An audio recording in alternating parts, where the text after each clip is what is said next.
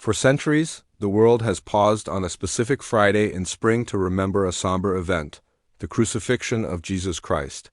It is a day marked by mourning and historical weight, set against the backdrop of ancient Jerusalem's heavy, darkened skies and narrow stone streets.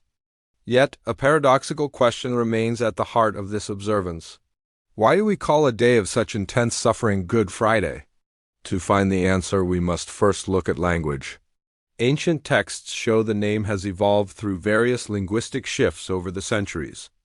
In Old English, it was often referred to as Long Friday, while other early records used the term Good Friday to describe its holiness. In contrast, the German language calls it Karfreitag, which translates to Sorrowful Friday, focusing entirely on the mourning and the grief of the day. One popular theory suggests that good is actually a corruption of the word God, implying that it was originally called God's Friday. In this context, good doesn't mean happy, but rather pious or holy, designating a day set apart for a sacred and divine purpose. Moving deeper than linguistics, the name Good Friday finds its true meaning in the profound theological perspective of the Christian faith. While the events were physically brutal and seemingly tragic, they are viewed as the pivotal moment in the grand narrative of human salvation. From this perspective, the suffering was a necessary path. It represents the great sacrifice, where the debt of sin was believed to be paid. Therefore, it is good because it marks the victory of divine love over death, turning a moment of apparent defeat into an eternal triumph. This significance is reflected in global traditions.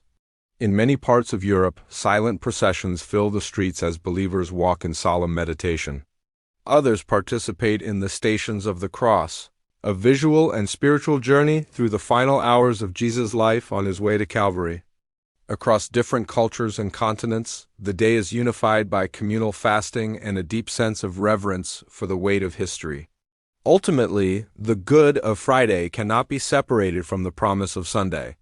The darkness of the crucifixion is the prerequisite for the resurrection.